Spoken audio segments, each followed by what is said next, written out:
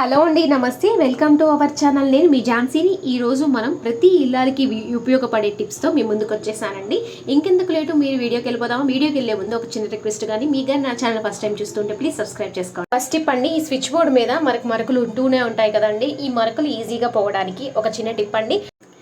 ఒక చిన్న ఎరేజర్తో మనమైతే ఈ మరకలు అనేది ఈజీగా పోగొట్టుకోవచ్చండి. ఎక్కువ కష్టం కూడా పడక్కర్లేదు. మనం ఆడుతూ పాడుతూ ఇలా క్లీన్ చేసామనుకోండి, కరెంట్ కూడా షాక్ కొట్టదు.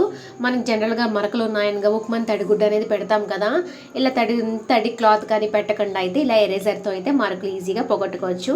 చూసారు కదండి, చాలా క్లీన్గా అయితే అయిపోయింది కదా. మీకు కానీ ఈ టిప్ నచ్చిందా? లైక్ చేయండి.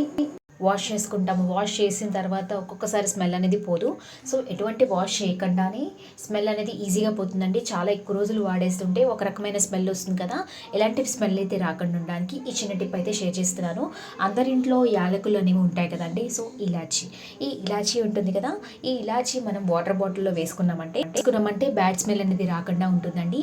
ఈ రెండు ఇలాచీ పండ్లు దీంట్లో వేసేసుకొని ఈరోజు రాత్రి పెట్టామనుకోని రేపు పొద్దున్న తీస్తే బ్యాడ్ స్మెల్ లేకుండా చాలా బాగుంటుంది. మీకు కావాలంటే వాష్ చేసుకొని వాటర్ ఫిల్ చేసుకోవచ్చు. చూసారు కదండి, అంతేనండి.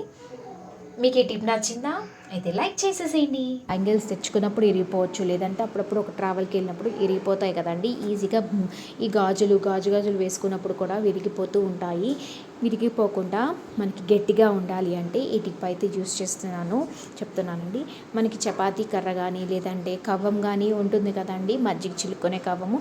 ఇలాగ మనకి పొయ్యి మీద ఒక 10 to 20 సెకండ్స్ పొయ్యిలాగా చపాతీ కర్రను కొంచెం తిప్పుతూ గాజుల్ని తిప్పుతూ మనం చేసామనుకోండి, గాజులు ఇరికిపోకుండా గట్టిగా అయితే ఉంటాయండి. మనం ఇలాగా కొనుక్కొని తెచ్చుకున్న వెంటనే ఇలాగా వేడి చేసి మనం వేసుకోండి. కొన్ని ఎక్కువ రోజులైతే మనకి గాజులు ఇరిపోకుండా అయితే ఉంటాయి. వస్తాయి. ఫస్ట్ అయితే తీసుకోవాలండి. ఇలా మనం వెల్లుల్లిపాయలు అయితే ఇలా తీసుకొని దాంట్లో మీ ప్లేట్లో కొంచెం కాఫీ పొడి అయితే తీసుకోవాలి. ఏ కాఫీ పొడి అయినా పర్లేదు, జస్ట్ ఆ స్మెల్ అనేది ఉండాలండి. ఆ స్మెల్ గురించి ఉండాలి. తర్వాత ఏంటంటే ఇలా వెల్లుల్లిపాయలు మధ్యలో అయితే కట్ చేసుకోవాలి కత్తితో. నేనైతే ఒక 4 అయితే వెల్లుల్లిపాయలు తీసుకున్నానండి. ఈ వెల్లుల్లిపాయలు ఎందుకు తీసుకుంటున్నాను, మధ్య కట్ చేసుకుంటున్నాను అంటే నా వీడియో అయితే స్కిప్ చేయకుండా చూడండి. లాస్ట్లో అయితే చాలా ఇంట్రెస్టింగ్గా ఉంటుంది. ఇలా పాయలు కట్ చేసుకొని మధ్యలో మనం కత్తితో కట్ చేసుకొని ఇలా కాఫీ పొడిని వేసుకోవాలండి. 4 పక్కన పెట్టుకున్నాను కదండి, ఈ 4ని నేనైతే మధ్యలో కట్ చేసుకొని ఇలా కాఫీ పొడిని అయితే వేసుకుంటున్నాను. తర్వాత ఒక పిన్నీస్ తీసుకొని పిన్నీస్కి వెల్లుల్లిపాయలు 2 గుర్చాలండి. ఇలా గుచ్చుకుంటే చాలా ఇంట్రెస్టింగ్గా ఉంటుందండి. చాలా ఈజీగా మన పనులు అయితే అయిపోతుంది ఈ వెల్లుల్లిపాయలతో. చూసారు కదా, ఈ విధంగా అయితే నేను గుచ్చుకున్నాను. ఫస్ట్ మనం కట్ చేసుకొని వెల్లుల్లిపాయని ఇలాగ మనం కిచెన్ ప్లాట్ఫామ్ మీద కానీ లేదంటే మెయిన్ ఏంటంటే మనకి స్టవ్ మీద సామాన్లు ఉంటాయి, బల్లులు తిరిగితే చాలా ఇబ్బంది పడుతూ ఉంటాం కదా. సో ఫుడ్ అనేది పాయిజన్ అవుతుంది. సో ఏంటంటే ఇలాగ బల్లులు ఎక్కడైతే వస్తున్నాయో మీకు తెలుస్తుంది కదా. సో అప్పుడు ఎక్కడైతే కిచెన్ ప్లాట్ఫామ్ మీద కానీ లేదంటే ఇలా స్టవ్ కింద కానీ నేను పెట్టేసుకున్నానండి. లేదంటే గోడ దగ్గరలో మనం పెట్టుకున్నాం అనుకోండి, ఈ స్మెల్కి బల్లులు అయితే రావండి. ఇంకొకటి ఏంటంటే బియ్యం మధ్యలో ఇలాగా మనం పిన్నీస్ గుచ్చేసిన వెల్లుల్లిపాయ పెట్టుకొని ఇంకో పైన మూత అనేది ఇంకో మూత పెట్టుకున్నామంటే పురుగు అనేది మనకు పడుతూ ఉంటుంది. చాలా ఇబ్బంది పడతాము. బోల్ టైం అయితే పడుతుంది కదా. అంటే నల్ల పురుగులు అనేది వస్తూ ఉంటాయి కదండి, చిన్న పురుగులు అయితే వస్తూ ఉంటాయి బియ్యంలోని.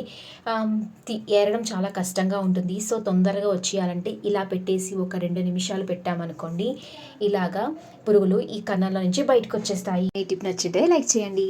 నెక్స్ట్ టిప్ అండి, మనం ఇల్లు ఎంత శుభ్రం చేసుకున్నా సరే, కిచెన్ ఎంత శుభ్రంగా ఉన్నా సరే బొద్దింకలు అనేవి ఈజీగా వస్తున్నాయండి. చాలా బాగా ప్రాబ్లం అయితే ఫేస్ చేస్తున్నాం కదా. సో బొద్దింకలు పోవడానికైతే మంచి చిట్కానైతే నేను చూపిస్తానండి. అదేంటంటే ఇలా మనకి ఒక వెల్లుల్లిపాయ రెబ్బ తీసేసుకుంటున్నామండి. ఇలా గ్రేటర్ సహాయంతో గ్రేట్ చేసేసుకోవాలి. అంటే మీకు పొట్టు తీయకుండా ఈజీగా అయితే నేను చూపిస్తున్నాను. ఈ టిప్ అనేది మనకి అల్లం వెల్లుల్లి పేస్ట్ కూడా మనకు పనిచేస్తుందండి. అంటే అల్లం కానీ వెల్లుల్లిపాయ కానీ పేస్ట్ చేస్తాం కదా, అలాంటప్పుడు కరెంట్ ఒక్కొక్కసారి ఉండదు కదండి. సో ఈ అల్లం వెల్లుల్లి దంచుకోకుండా ఈజీగా ఈ గ్రేటర్ సహాయంతో పేస్ట్గా చేసుకోవచ్చు. చూసారు కదండి, పొట్టు కూడా ఎంత ఈజీగా వచ్చేసిందో. పొట్టు కూడా మనకి రాదండి. సో ఈ విధంగా వెల్లుల్లిపాయ పేస్ట్ చేసుకున్నాం కదా, ఈ పొట్టు అంతా తీసి ఒక ప్లేట్లో అయితే వేసుకున్నాను. దీంట్లో మనం అనేది కోల్గేట్ అందరింట్లో పేస్ట్ అవైలబుల్ ఉంటుంది కదండి.